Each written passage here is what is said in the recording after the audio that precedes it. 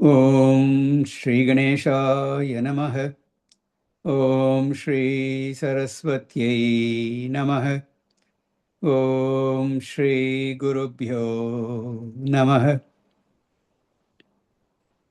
Sada Shiva Samarambham Shankaracharya Madhyamam Asmadacharya Paryantam Vande Guru Paramparam Shruti Smriti Purananam Alayam Karunalayam Namami Bhagavatpada Shankaram Lokashankaram Samasta Jana Kalyane Niratam Karunamayam Namami Chinmayam Devam Sadgurum Brahmavidvaram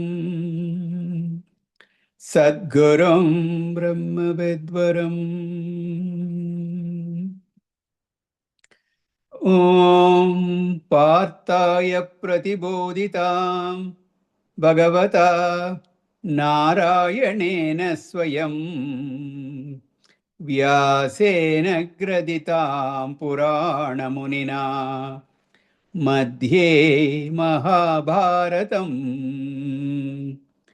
Advaitamritavarshiniim Bhagavatim Ashtadashadhyayinim Amba Tvam Anusandadhami Bhagavad Gite Bhavadveshinim Yam Brahma Varunendra Rudra Marutah Stunvanti Devyaistavaihi Vedai Sangapadakramopanisadaihi Gayanti Yam Samagah Dhyanavastita Tadgatena Manasa Pashyanti Yam Yogino Yasyantam na vidusura suraganah Devaya tasmai namaha Devaya tasmai namaha. Hari Om. A Jnani Purusha has mastered both his mind and his body. He just does the bare minimum for the maintenance of the body. And whatever actions he performs, he is not tainted by those actions.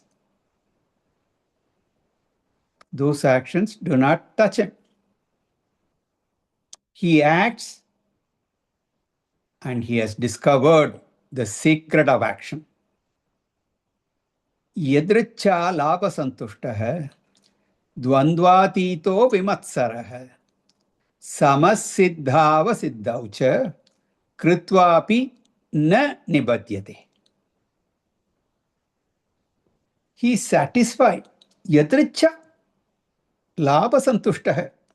Whatever he gets by chance, nothing happens by chance. What we think happens by chance, he understands it is because of his past actions. Karma pala, he has to enjoy, so it comes. So he doesn't sweat it. He doesn't fret about it. Doesn't make a big fuss. He takes it, whatever comes, he takes it in stride. Thus, he goes beyond the pairs of opposites, good and bad, honor, dishonor, everything. He takes them in stride.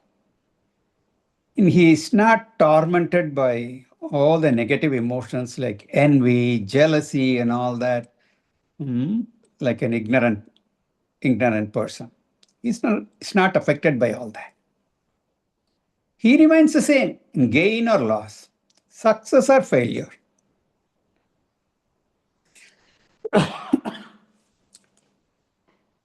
He does all actions, but he's not bound by them. Moreover, when he does something, that is it. That's the end of it.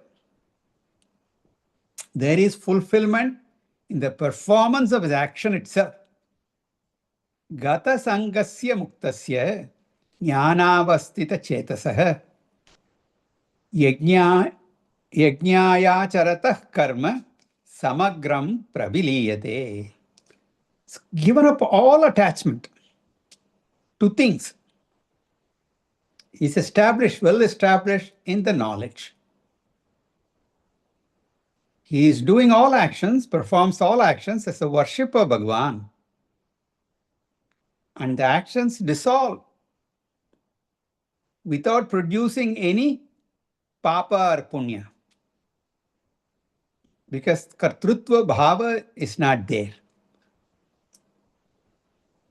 The doership is not there, so the karta is not there. Therefore, karma is not there, so karma palam is not there. Only karma palam fructifies as papa punya. So, none of that happens in his actions. He is never bound by his actions. And the Jnani Purusha's yajna is very different from others. We saw this. This was the last verse that we saw in the last class. Brahmarpanam brahmahavihi. Brahmagnau brahmanahutam. Brahmaiva tena gantavyam brahma karma samadhina. The palatmaka yajna. That's the Brahma drishti. In that vision, in that drishti, there is no difference at all.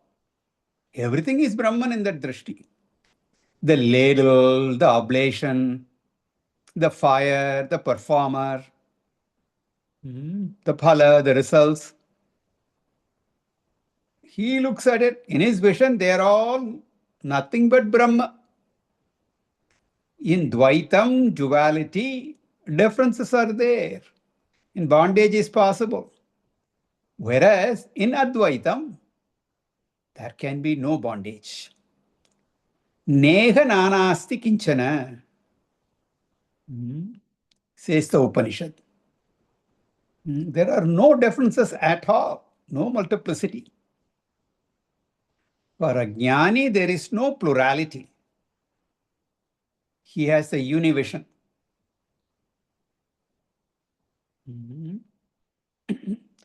Karma has become Brahma Swarupa. Karma phala, again Brahma Swarupa. Karma phala bhoga, again Brahma. Nothing else is there. So his karma, actions, samagram praviliyate. They all dissolve. They don't produce any punya papa at all. So there is no question of bondage. He has realized his own self as Brahma. Looks at the world as Brahma. This is the yajna of the highest order. Now there are other types of yajnas also. Karma Rupa yajna. Yajnas in the form of karmas, rituals. Upasana Rupa yajnas. Upasanas are there. Thus there are many sadhana Rupa yajnas. Many yajnas in the form of various sadhanas. Why are all those things there? Because one cannot get this Brahma Drishti just like that. It's not easy. So a lot of preparation has to go through. One has to go through. And they're all provided by the sadhana rupa yajnas. So now we will see many such yajnas today. They are described in the next set of verses. Let us see. Verse 25. दैवमेवापरे यज्ञम् दैवमेवापरे यज्ञम् योगिनः पर्युपासते योगिनः पर्युपासते ब्रह्माज्ञावपरे यज्ञम् ब्रह्माज्ञावपरे यज्ञम् यज्ञेनैवोपजुह्वति यज्ञेनैवोपजुह्वति दैवमेवापरे यज्ञम् योगिनः पर्युपासते ब्रह्माज्ञावपरे यज्ञम् यज्ञेनैवोपजुह्वति. So with the previous verse, verse 24, the Jnanam topic is completed. And now from this 25th verse up to 34, verse 34, in 10 verses, Bhagavan will talk about the glory of this knowledge. He glorifies this knowledge in a particular way.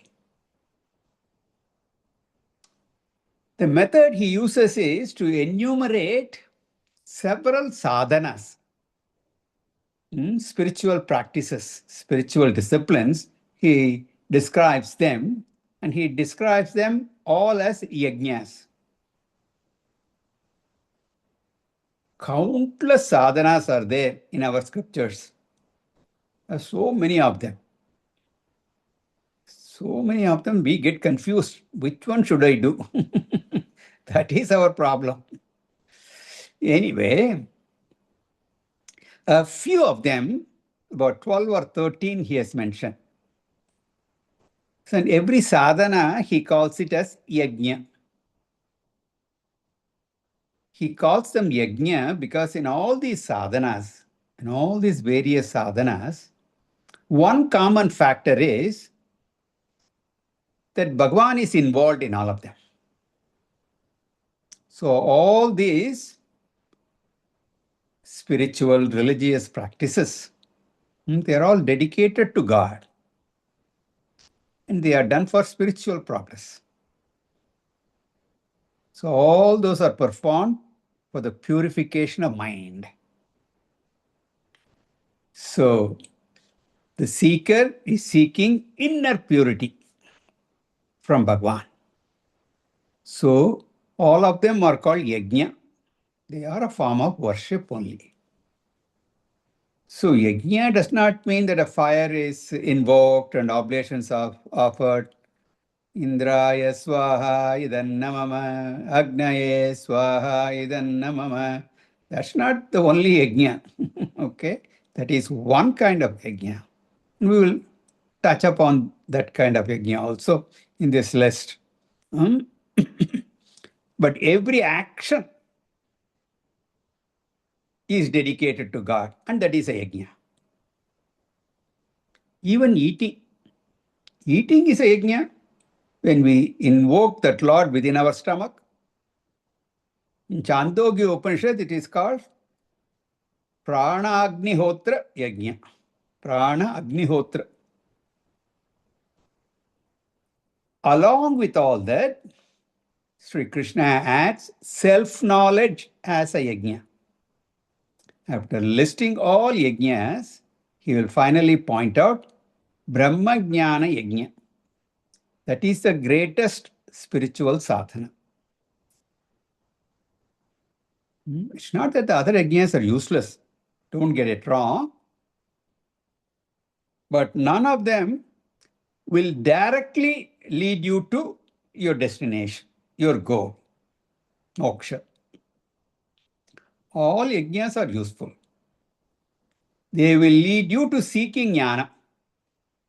Jnanam alone can lead you to your destination. All other yajnas are what we call parampara sadhana, step by step. They don't give you the ultimate result directly. Those sadhanas purify your mind, focus your mind. With that purified, focused mind, you can take to jnana, jnana yoga, and you are qualified to do that. You will be able to gain that knowledge. And once you gain that knowledge liberates you. So the immediate sakshat karanam sadhana is jnana. So it's like this. If there is a dark room, room is dark, and you want to remove the darkness. So many ways you can do that. You can bring an old-fashioned lamp with a wick, oil lamp with a wick. Bring in a matchstick. You can do that. Or if you have a flashlight, you can use the flashlight. Or if the room already has an electric bulb on the wall or the ceiling, you can turn the switch on. So various sadhanas are there, various means are there. But in all of them, for example, the oil lamp, you have the wick and the oil and everything, you have the matchsticks, you have to strike the match and then light the flame. The wick needs to catch the flame, and then there is some light, and that will remove darkness. So it is a two-step process. Similarly, with the flashlight in your hand, that doesn't do you any good. You have to switch it on, and then the light comes. That light will remove darkness. Or the switch on the wall for the electric bulb, you just flip it on, and then the light comes, darkness goes. So in all this, all of them are sadhanas, but the ultimate, the direct sadhana there, or the means to remove darkness, is light. In the same way, jnanam alone will remove the darkness of ignorance, and that jnanam liberates.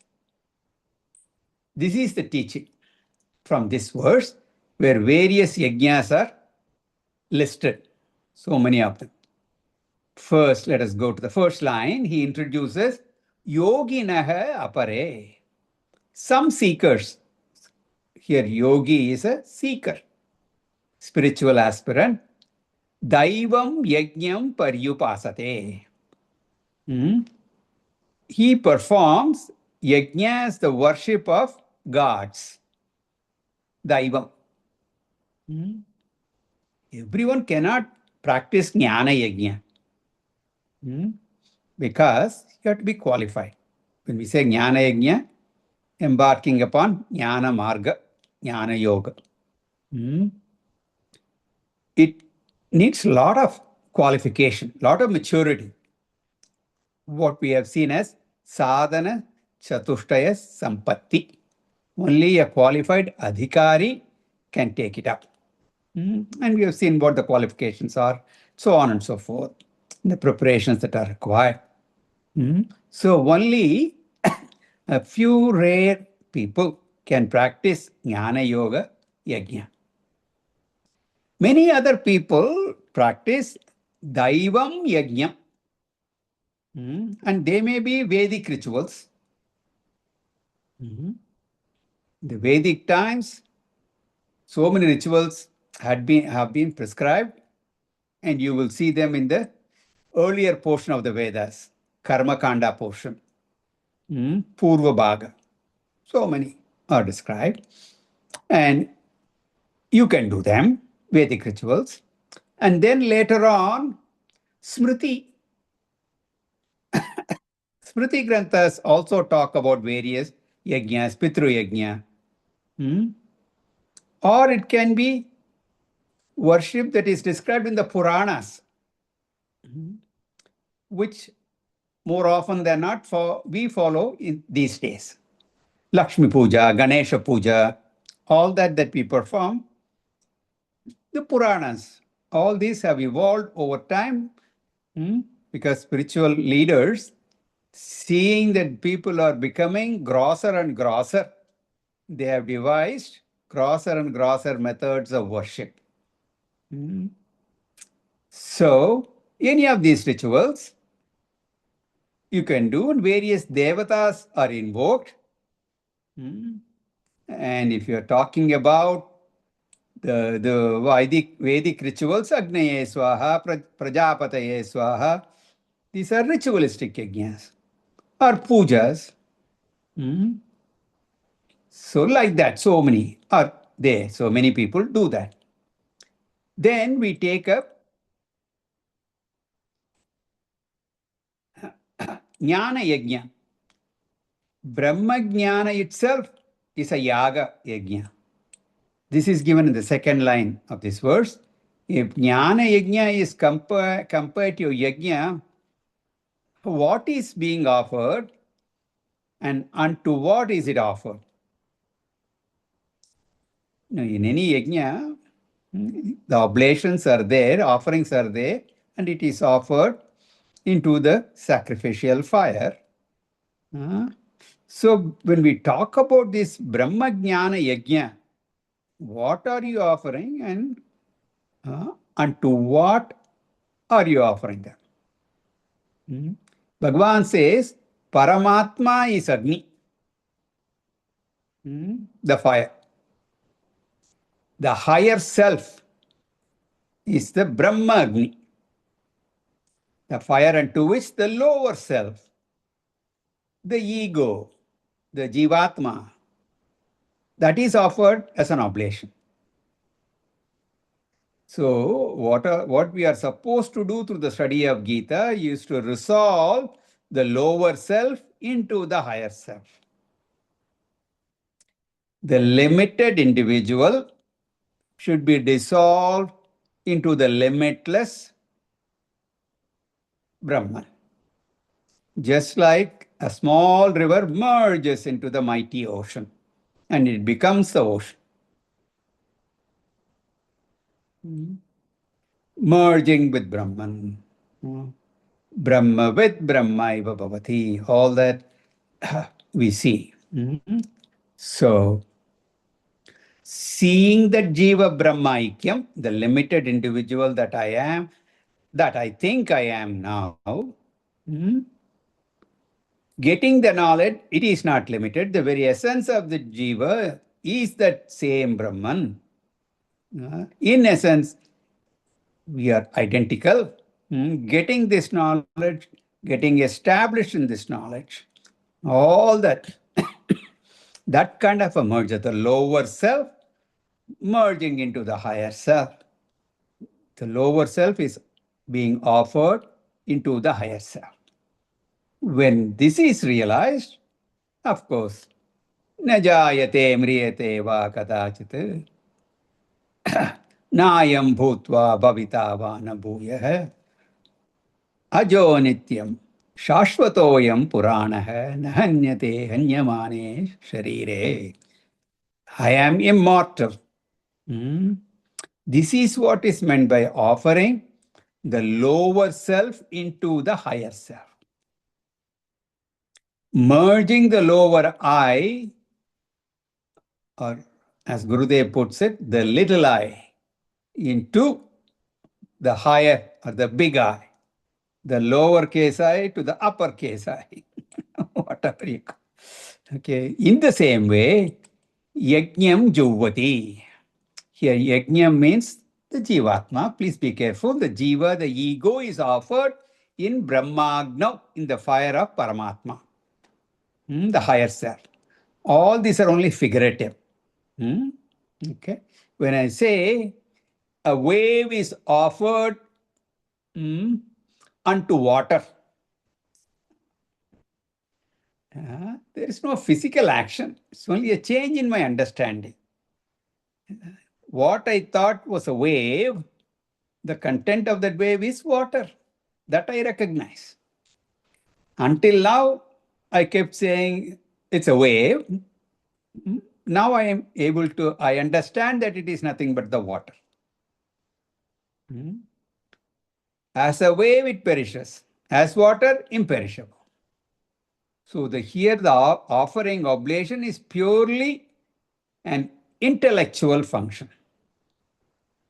It's a cognitive merger, cognitive change. This change in understanding is called Jnana Yajna. Figuratively speaking. This job is done by Yajnena Eva, by the Jiva only. A Jivatma offers itself unto the Paramatma. This is called Jnana Yajna. That is why even the Navavividha Bhakti you might have read in Bhagavatam, 9 types of devotion is talked about.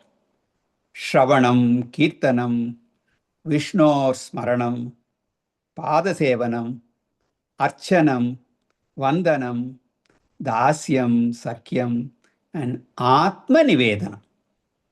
The highest is Atma Nivedanam, offering of oneself.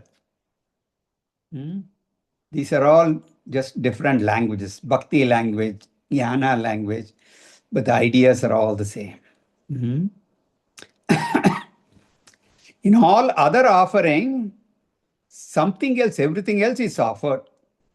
But you remain yourself. The Yajamana remains separate from what's being offered. Sometimes such offerings may lead to even boosting your ego. It's quite possible. So offer everything to the Lord and ultimately offer the offerer also, the ego also. That is offered into this. That is called Atma Nivedan Bhakti. That is what is called in this Jnana language as Brahma Jnana Yajna.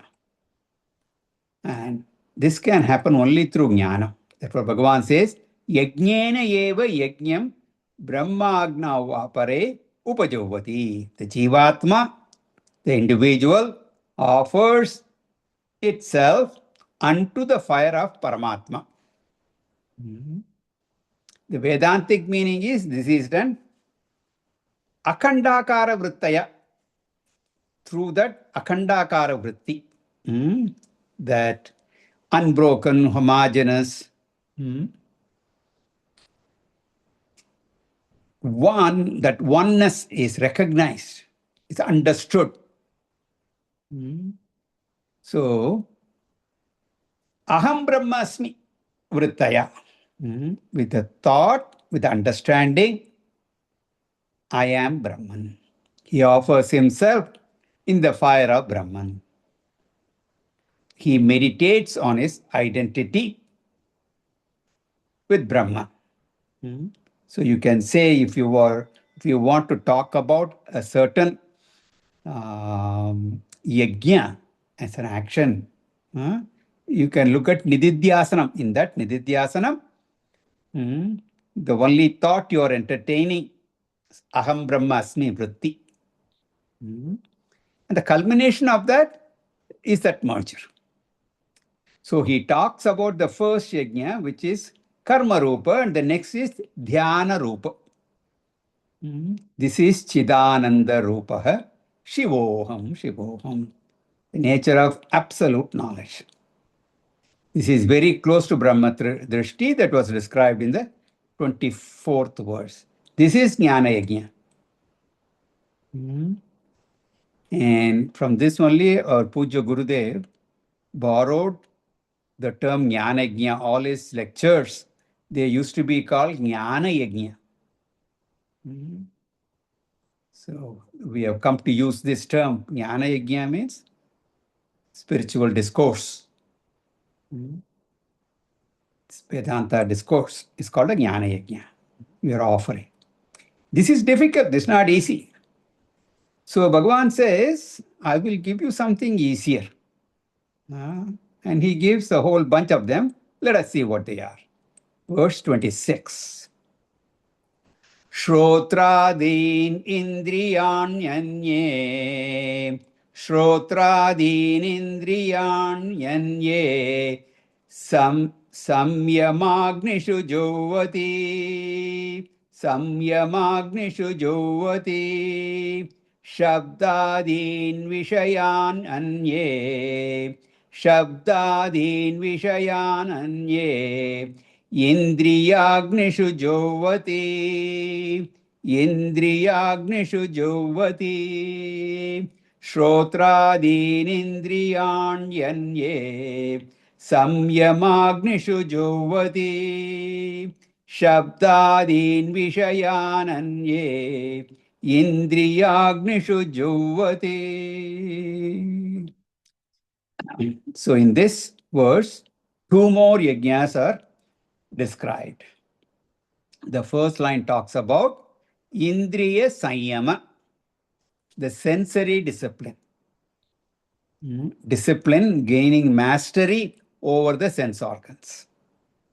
Otherwise called Damaha, what we have seen as control of mastery over the senses. Damaha. Again, here there is no physical fire. No oblations. Just mere sense control is couched as a yajna. And I've mentioned this several times. Don't mistake sense control. Controlling the senses, controlling what you're seeing, what you're hearing, what you're tasting, and all that. Understand it properly. It is not suppressing the senses. It's not like the three monkeys that Gandhiji used to have. I see no evil, I speak no evil. That's all good, but don't take it literally. So that way you're going to walk around blindfolded. There is so much of evil that's going on in this world. More than good things happening. So it's all understanding wise. By sense control, we do not mean suppressing the senses. We already talked about how suppression is dangerous. It is as dangerous as indulgence. So when we are talking about this, gaining mastery over it. Don't become a slave to the senses. And this is through understanding. In suppression, when someone forces you to control, external force is there. In Indriya Nigraha, the control comes from within. Sometimes our children, they don't pay enough attention to their studies. Then we force them to study. There's time for you to hit your books. Enough of the playing. In the good old days, the kids used to play outside, you drag them in. And these days, they are inside the house playing some, computer games, this and what, they are glued to something. To yank them out of that is very difficult. There you force them. Have you done your homework? Yes, I did it in school itself. And then the following morning at 7 o'clock when he's getting ready, didn't do it. So in those situations, we as parents have to enforce this control from outside. But if you have a nice, diligent, wonderful student for your kid, you don't have to tell that boy or girl, your son or daughter, say nothing. They have inner control. How nice. They take care of everything. Not that they don't enjoy the others, they do what needs to be done and then they go out and play. So, internal, Indriya Nigraha, they have. Control comes from within. I do it because I know it'll benefit me. Okay. Talk about kids, but we are also like that only. If we are able to have that kind of a sense control within us, our life will definitely be much better. Not that we don't have. Not that you don't have. You're all sitting in this class, listening to the Gita lecture for 1 hour, and you do it week after week after week, month after month after month, year after year after year. Okay? So you do have it. Not that it is. Nobody is forcing you to come here, make you sit and listen. Discipline comes within you. Contrast this with somebody forcing you. They have that slogan, stay in school. Don't be a dropout. Get an education. The voluntary discipline is called yajna.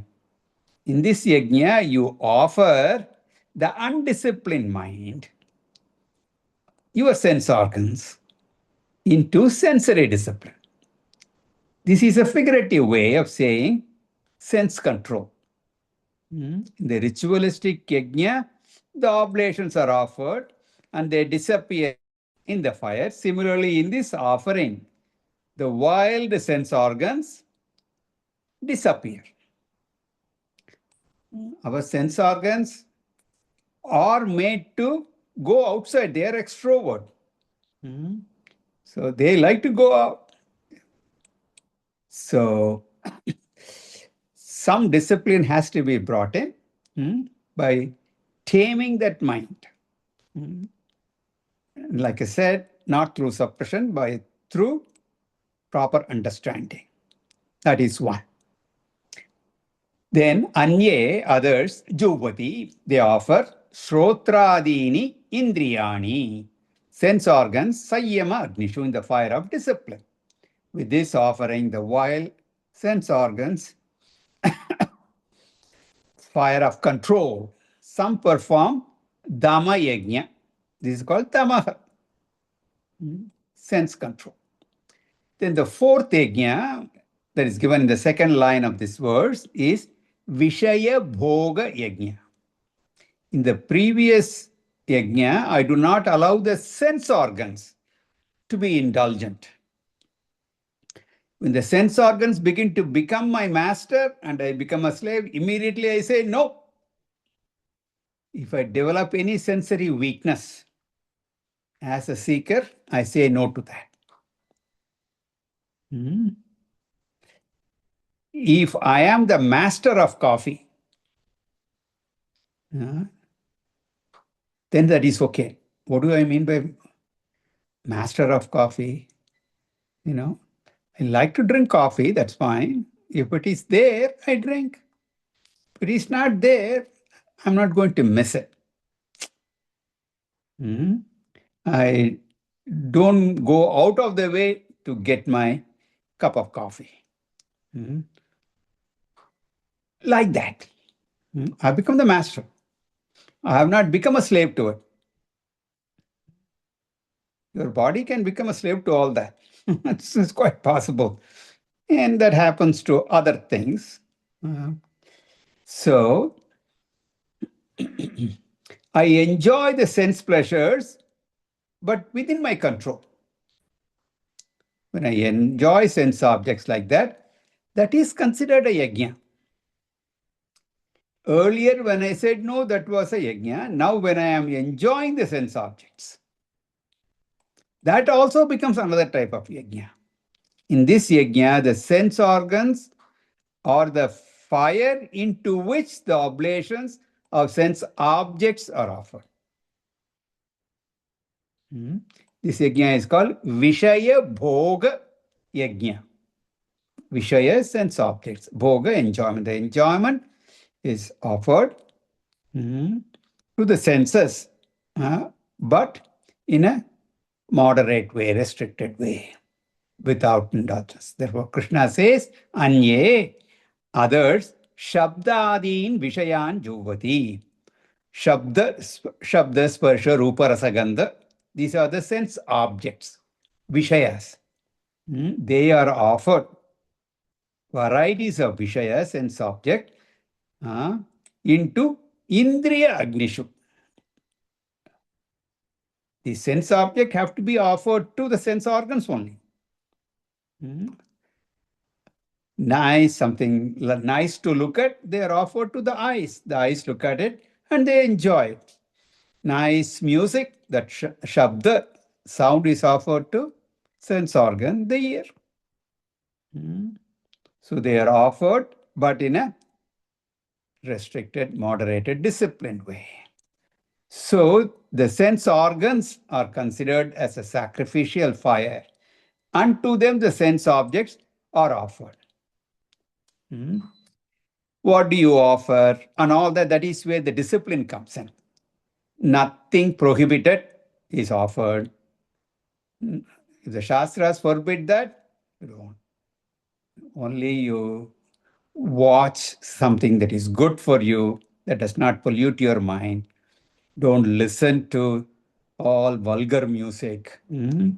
What you hear and taste, drink, all that. What is prohibited in the Shastras? Shastras very clearly say, do not eat meat, do not drink liquor, eat only sattvic food. In whatever you enjoy, you should also obtain them by legitimate means. All that is said.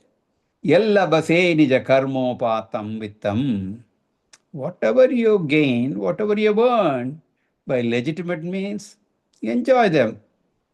Not a problem. That is a correct kind of offering. So all these things we have to be careful. What kind of movies do I watch? What kind of TV programs I watch? What kind of music I listen? The quality and quantity also, all of them are important. So you carry on your normal life, but with restraint. Everything in moderation. It is not a licentious lifestyle. We've already seen this in different ways. In the second chapter also we saw Sita Prajna Lakshana, Ragat Dvesha Viyuktaistu Vishayan Indriyaischaran Atmavashai Videyatma Prasadam Adhigacchati. The wise man talking there about a Sthita Prajna, he experiences sense objects. He is not running away from them, but with senses under control. Ragadvesha vayuktaistu, without personal likes and dislikes.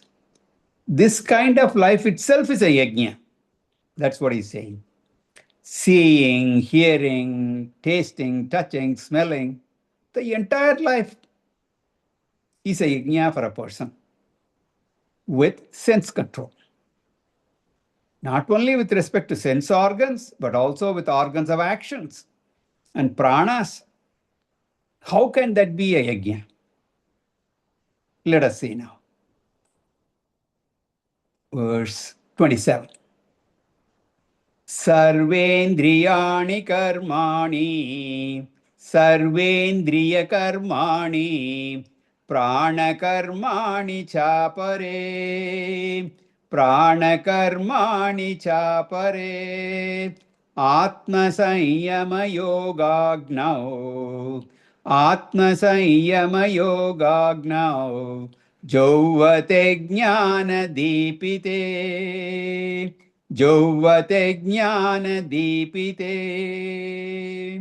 sarvani indriya karmani prana karmani chapare atma sanyama yogagnau jovate jnana dipite. Now Sri Krishna introduces the fifth yajna, called Atma Sanyama, meaning mental discipline. Previously, we talked about sensory disciplines, sense organs, disciplining the sense organs. That is relatively easy. It is not that easy, but relatively speaking, it is easier than the mental discipline. You can close your eyes, you can close your ears, but it's much more difficult to turn your mind off. So here he talks about those people who can follow this mental discipline. Here Atma means mind. And Atma Sayyama means mind control, mastery of mind. Shama, we talked about Shama, the fourfold qualifications and the six sampatti. Shama, the Shatka sampatti, that Shama, mind control, mastery over mind. And with that, what do they accomplish? Bhagavan says, all the 10 organs, 5 sense organs, 5 organs of actions. Now, these 10 are unruly. They are unrefined, uncultured, untamed. And in Kathopanishad, we have the beautiful metaphor. They are compared to wild horses. Now, our sense organs are like that. How do you discipline them? Only by disciplining the mind, which is behind all those 10 organs. Therefore, disciplining the mind, all these organs are mastered. So they are offered to the mind and discipline. So he says, Sarva, the sense organs, prana karmani cha, the organs of action, all 10 of them, apare, others, jovati, offer to Atma Sanyama Yoga Agna, in the fire of mind control. That's why mind discipline becomes very important. So the mind has to be cultivated. So now this fire of mental discipline must be kindled, jnana deepite, by the light of knowledge. Cannot be a foolish control of mind. It has to be an intelligent restraint. It has to come with proper understanding. We must understand what the sense objects are, what sense organs are, how they interact, what is the meaning of sense control, what is the meaning of mind control, why I should practice such control. I am practicing this for the purification of the mind. Oh Lord, please help me, invoke His grace, make myself eligible for knowledge. The foolish kind of controller was pointed out in the 3rd chapter. We saw that. Karmendriyani sanyamye ya aste manasasmaran indriyartan vimudhatma mityacharah sa uchyate. All his actions are controlled. His sense organs are controlled. But mentally, he is indulging in them. Such a person is called a hypocrite. Mityachar, man of bad conduct only. I don't see, I don't hear, I don't speak, but why? No, I just don't. That's foolish. So, Atma Sanyama Yogagna Jovati Jnana Deepite. The fire of yoga kindled Viveka Vijnana by knowledge. So, all these organs of actions are for serving, worshipping. It's not that you do not do any activities, you do everything. But how you do it, why you do it, with proper understanding you do. Then that also becomes yajna. That is why, again it was said, we had seen this in the 3rd chapter. Yastu indriyani manasa niyam arabate Arjuna karmendriyai karma yogam asakta savishishyate. The person who controls the senses and the mind but acts vigorously. He is acting. But his senses and mind under control. Then he excels in those actions. This is yajna. So remember and understand this in the light of what we have studied earlier. This is called Shastra Vichara, Manana.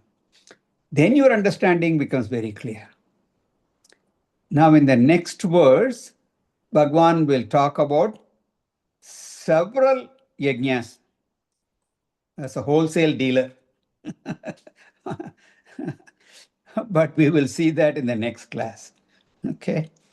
Om Purnamada Purnamidam Purnat Purnamudachyate Purnasya Purnamadaya Purnamevavashishyate.